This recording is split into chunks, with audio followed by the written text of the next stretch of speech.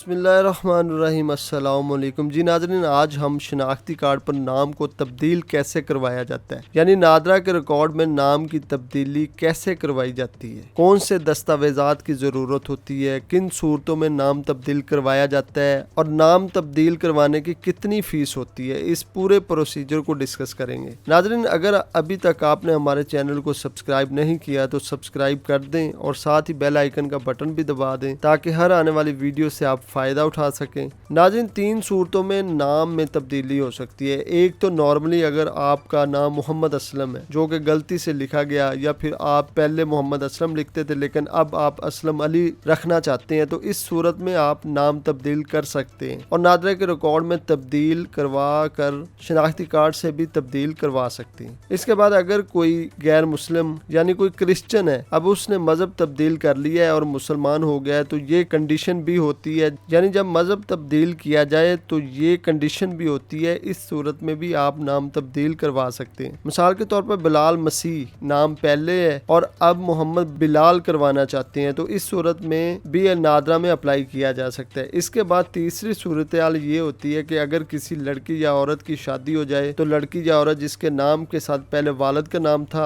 अब अपने हस्बैंड के नाम से करवाना चाहती है, तो ऐसी सूरत हाल में भी नाम में तब्दीली करवाई जा सकती है। इसके अलावा अगर आप दोबारा, यानी पहले आपका नाम मोहम्मद असलम था, आपने असलम अली करवा लिया हो, तो दोबारा आप सोचें कि दोबारा वही नाम रख लिया जाए, तो ऐसी सूरत हाल में दोबारा नाम तब्दील नहीं हो सकता, यानी एक दफ़ा ही आप नाम में तब्दीली करवा सकते हैं। यहाँ पर एक एक्सेप्शन है, अगर औरत अपने हस्बैंड से तलाक ले लेती है और वो दोबारा अपने वालिद या फिर दूसरे शोहर के नाम के साथ अपना नाम करवाना चाहती है, तो ऐसी सूरत हाल में नाम नादरा से तब्दील करवाया जा सकता है। नाज़रीन, ये तो थी कंडीशन जिनकी बुनियाद पर नादरा के रिकॉर्ड में आप नाम की तब्दीली करवा सकते हैं। अब कैसे करवाया जाता है? सबसे पहले आप स्टाम्प फरोश से 50 रुपए का एफिडेविट, जिसे बयान हल्फी भी कहा जाता है, वो खरीदेंगे। उसको फिर फिल करेंगे, जिसमें आपने पूरी डिटेल्स लिखनी होती है। इसके फॉर्मेट आपको इजीली मिल जाएंगे। उसमें आपने साबका नाम और जो अपना नाम रखना है वो दर्ज करेंगे। इस बयान हल्फी को मुकम्मल करने के बाद ओथ कमिश्नर से अटेस्ट भी करवाना होता है। ओथ कमिश्नर आपको अदालतों में मिल जाते हैं, वो इसकी तस्दीक करेंगे और इस बयान हल्फी को लेकर आप नादरा के ऑफिस जाएंगे। लेकिन यहाँ पर आपने एक चीज का ख्याल रखना है कि अगर कोई शख्स मजहब तब्दील करता है, यानी अगर कोई शख्स